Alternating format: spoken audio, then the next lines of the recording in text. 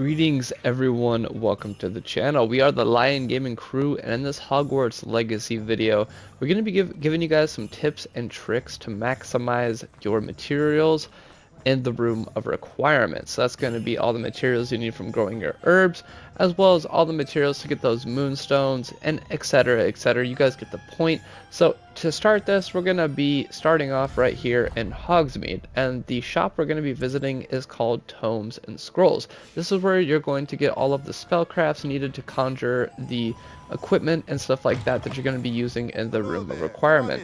And here we're going to point out a couple of good ones that we think you guys should focus on first.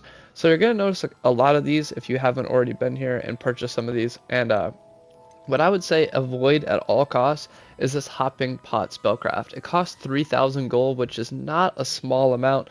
Although if you guys have watched our gold farm guide, you know, it's going to be pretty quick to get that gold. But honestly, the longest potion in this game to craft is going to be like a minute and a half. So I would say avoid that at all costs because it's really not worth it, especially with some of these other spellcrafts that you can get. So what we're going to pick up here actually is we're going to go ahead and pick up the potting table with 3 medium pot spellcraft.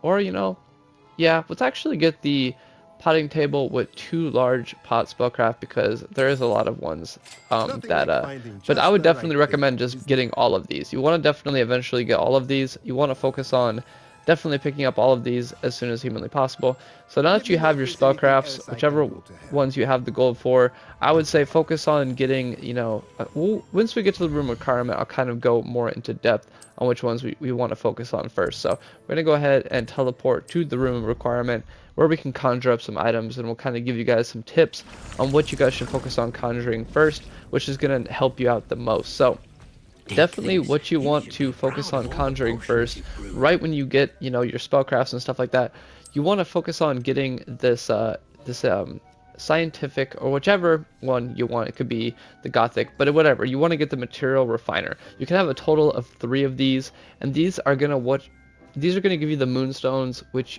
you're going to use to conjure up all of the other items in the room requirement. Instead of actually having to go out in the world and hunt for these moonstones, you can get 10 moonstones every 10 minutes, and you can conjure a total of 3 of these. So that means you guys are going to be getting 30 moonstones every 10 minutes. So if you're coming back to the room requirement quite frequently, you can get a total of 30 moonstones, which is a lot because a lot of the stuff in this game doesn't cost that much to conjure. Next up, we're going to talk about the herbology stuff, right? So for the large potting tables, the biggest one you can get is going to be the potting table with 2 large pots, and if you don't have the gold, one of them is going to be just fine to start out with. So don't stress if you don't have the 3,000 gold required to get this one to conjure right here for the 2 large potting plants, because a lot of the recipes in this game will be just fine with only having one to start. But if you do have the gold to spend that 3,000 gold to get the one with the 2 large potting plants, then definitely get it, you know, because it's really going to come in handy just having access to having 2 more of these bigger potting plants to interact with, you know, because then you can have, like, let's say right here, you can have a shrivel fig, a mallow sweet, or even a knotgrass, you know, a lot of this different stuff. So let's just, for example, we'll put a shrivel fig in here because that takes the longest, and then we'll go ahead and we'll put some fluxweed in there as well. So we got 2 plants going. Okay, so that's all well and dandy. All right, next thing in the conjuring menu, what we're going to want to do is we're still going to focus on the herbology here because there's a couple of different things right here, right? So for the small potting plants, if you're just starting out, you just unlocked the room requirement, I would say save your gold and try to get this one right here. Is the potting table with 3 small pots. You want to avoid the one with the 1 small pot at all costs because it's 1,000 gold, and the medium one, the 3 small pots, is only 1,500 gold, and the biggest one with the 5 small pots is 3,000 gold. So I would say it's really up to you, but I would say if you're just starting out, you just unlocked the room, you don't have that much gold, get the one with the 3 small pots because that one is going to get you through until you get the gold to unlock the one with the 5 small pots, and then you're going to be well and good on your way to getting a lot of these materials. For the medium ones, I would say if you're really hurting for gold again, just focus on that one with the 1 small plant pot because it's going to be fine right here. You know, with the 1 medium pot, you're going to be good to go. If you got the gold, definitely, you know, get the one with the 3 medium pots, or even the one with the 2 medium pots. The basic one with only the 1 pot is again going to cost 1,000. The next step up with the 2 pots is going to be 1,500, and the one with the 3 pots is going to be 3,000. So it's really up to you depending on how much gold you have.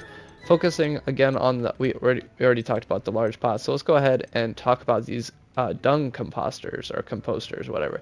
These are going to give you fertilizer, which actually comes in super handy, because what these are going to do is every 4 minutes they're going to give you 1 bag of fertilizer, and these come in really handy, especially on these larger plants, because these are the ones that take the longest to, you know, to grow. So what you're going to do is, after you get your fertilizer from your dung composter or composter or whatever, you want to put fertilizer on your plant. It doesn't even matter if it has 10 seconds left on that countdown. If you hit it with that fertilizer, it's going to give you extra whatever plant you potted. So for in this case, we're going to get extra shovel fig. Over here, we're going to get extra fluxweed. So that's really going to come in handy, especially on those ones. I wouldn't really use it on the small plants because these ones really don't take that long.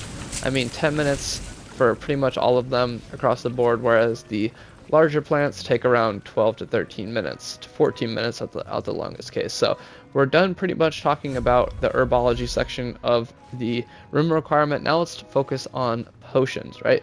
So potions, pretty self-explanatory here.